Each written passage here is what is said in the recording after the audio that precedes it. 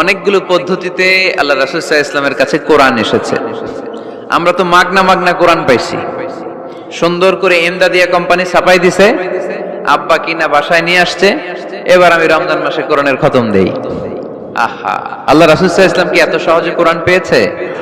না, অনেক কষ্ট করে তিনি কোরআন রিসিভ করতেন।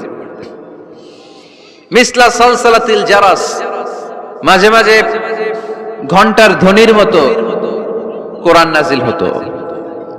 প্রাইমারি স্কুল ছুটি হলে দপ্তরি ঘন্টা বাজায় না, ধাম ধাম বিকট আওয়াজ হয়, এরকম আওয়াজে যখন কোরআন নাজিল হতো, আল্লাহ রাসূল সাল্লাল্লাহু আলাইহি ওয়াসাল্লাম কোরআন রিসিভ করতে যে ঘেমে যেতেন শীতের রাতে।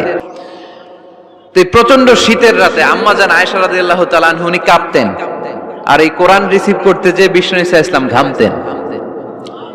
সুবহানাল্লাহ বলতে পারলেন না? এত কঠিন ছিল ওহি রিসিভ করা।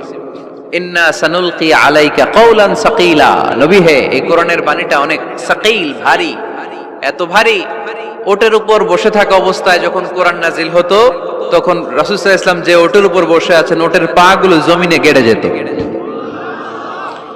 ঘোড়ার উপর বসে থাকা অবস্থায় কোরআন নাজিল হলে ঘোড়াটা দাঁড়ানো থেকে বসে যেত। মাঝে মাঝে সাহাবাদের গায়ে হেলান দিয়ে পায়ের মধ্যে মাথা রেখে রাসূল সাল্লাল্লাহু আলাইহি ওয়াসাল্লাম শুয়ে থাকতেন।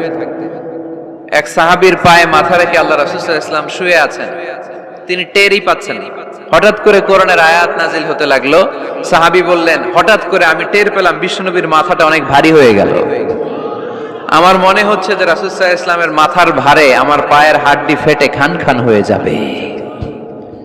সুবহানাল্লাহ পড়েন। তো এই কঠিন কোরআন যখন রাসূল সাল্লাল্লাহু আলাইহি ওয়াসাল্লাম রিসিভ করতেন, তিনি ঘেমে যেতেন। আবার মাঝে মাঝে সাইয়েদনা জিবরাইল আলাইহিস সালাম সরাসরি ওনার সূরাতে আসতেন কোরআন নিয়ে।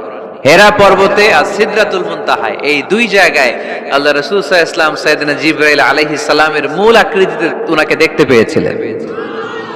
মাঝে মাঝে স্বপ্ন যুগে আসতো এই ওহী, পর্দার আড়াল থেকে মেরাজের রাতে তিনি পেয়েছেন ওহী। মাঝে মাঝে ইউলকা ফি কুলুবি রাসূলিল্লাহ, আল্লাহ রাসূল সাল্লাল্লাহু আলাইহি ওয়াসাল্লামের অন্তরে ওহী ঢেলে দেয়া হতো। আর মাঝে মাঝে মিসলা সাউতিন নাহাল, মৌমাছির ভনভন ভনভন আওয়াজের মতো কোরআন নাজিল করত কে? ভনভন আওয়াজ দেখে ওমরে ফারুক বুঝলেন এটা আসলে মৌমাছি না, কোরআনের আয়াত। কোরআনের আয়াত নাজিল শেষ, আল্লাহ রাসূল সাল্লাল্লাহু আলাইহি ওয়াসাল্লাম চেহারা ঘুরিয়ে সাহাবীদের দিকে মুখ করে বসলেন আর বললেন, এইমাত্র সূরাতুল মুমিনুনের শুরুর দিককার আয়াতগুলো আমার কাছে নাজিল হয়েছে। এখানে আল্লাহ তাআলা মুমিনের 7টি গুণের কথা বলেছে। কয়টি? সবাই বলতে হবে, কয়টি গুণ?